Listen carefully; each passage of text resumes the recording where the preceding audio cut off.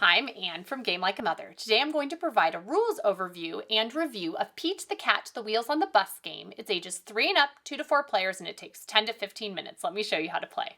The goal of the game is to work together to build a puzzle in the middle of the board that is exactly the picture that is in the middle of the board.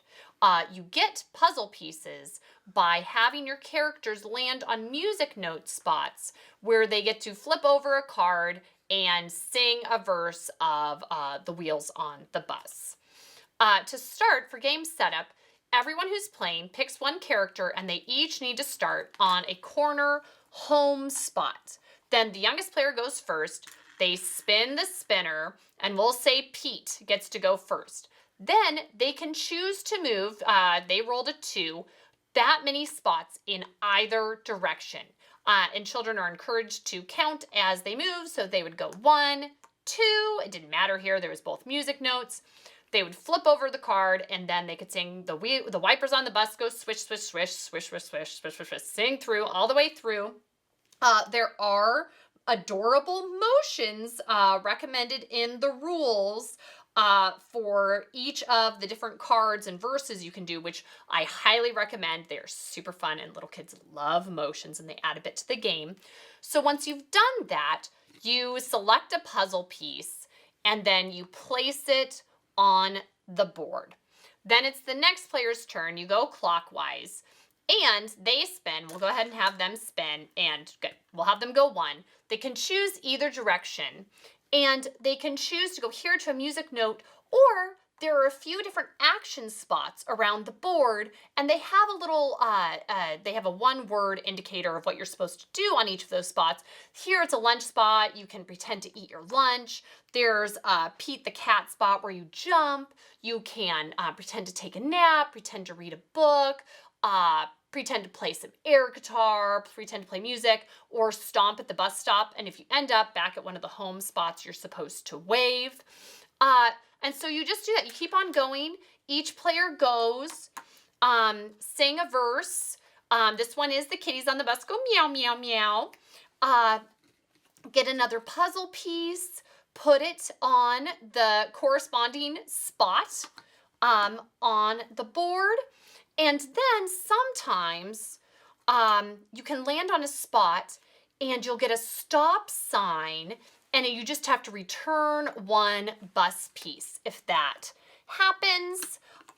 So you put it back here. That's it for your turn, and then the next person gets to go. And there are a few bus stop signs in here, but if you keep on playing, you will win because there are many, many more verses, the cards that you can play that have verses of the Wheels on the Bus than there are stop signs. So if you keep on playing, you will definitely win and assemble the whole puzzle. So that's how to play Pete the Cat, the Wheels on the Bus game. The target demographic for this game is preschoolers, specifically those that love Pete the Cat. If they love Pete the Cat, they will love this game. The rule complexity is very, very easy, as all preschool games should be. It is very quick, easy, intuitive to get this game up and running, and a 3-year-old can handle it and probably run most of the show on their own. How competitive is this game? Zero, because not only is this cooperative, there is no way to lose this game. If you just keep on playing long enough, you will complete the puzzle, which is how you win the game.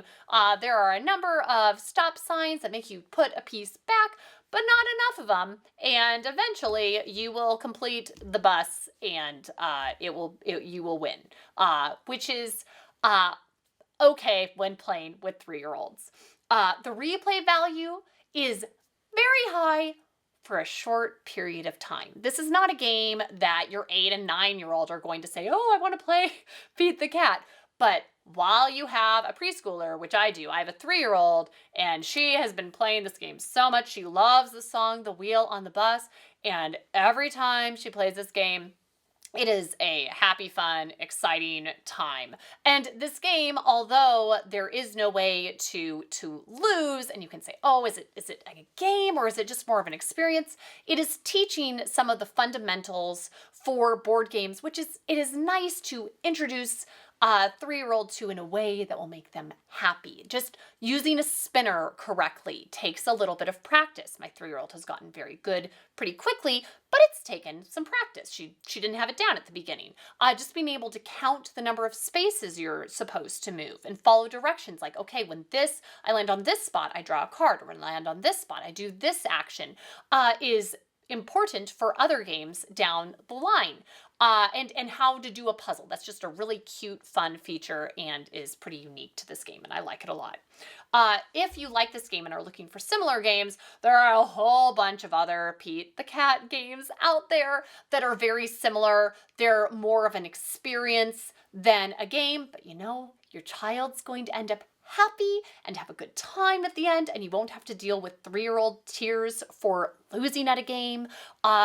So it's fine, and it's really good.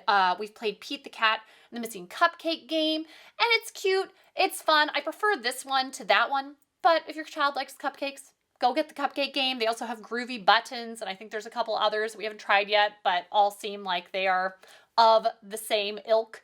And then if you're just looking for a 3-year-old game, I would highly recommend Busy Town. I Found It is another cooperative game, but it has this 6-foot long board, and you can lose it. It's win or lose, and it's kind of some I Spy aspects to the game. And even if your child hasn't been exposed to a lot of Busy Town, which my kids never read many of the Busy Town books, they still really loved the game, and I love playing it with them. But we've been loving Pete the Cat and the Wheels on the Bus game, so you should check it out. Thanks, and see you next time from Game Like a Mother.